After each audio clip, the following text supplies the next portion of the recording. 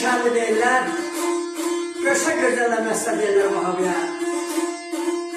Sözlər Azərbaycanımızın görkəmli sənət əcvarından olan Dədə Şəmşir ocağından Qəmbər Şəmşiroğlu'nun sözləri. Ruhu şad olsun. İnsan ömrü bir ekrana benzeyir. Bir anlık gördüm səhnədən gedər. Sel gələndə çaylar çıxar məzradan. Arıq su yenə dəhnədən gedər.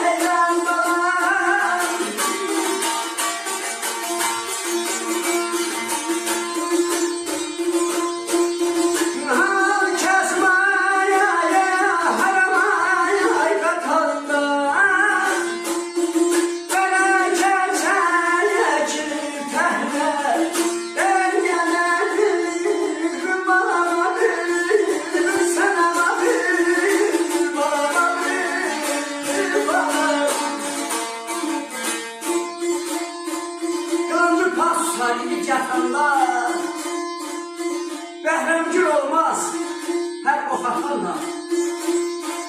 Hala kəsmayaya haram qatanda bərəkət çəkilər, əhnədən gedər.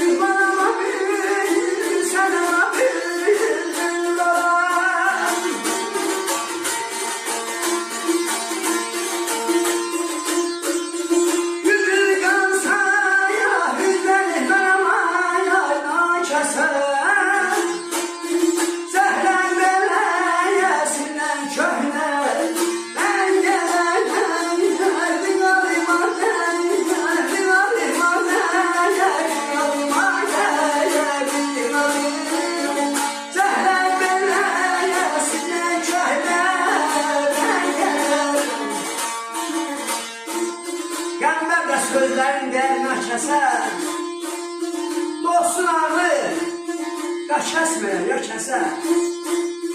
Yüzün qalsa üz vermərəm, la kəsər. Səhnə beləsindən köhnələr gedər. Qəmbər Şəmşiroğlu rəhmət, eşitlərə can sağ.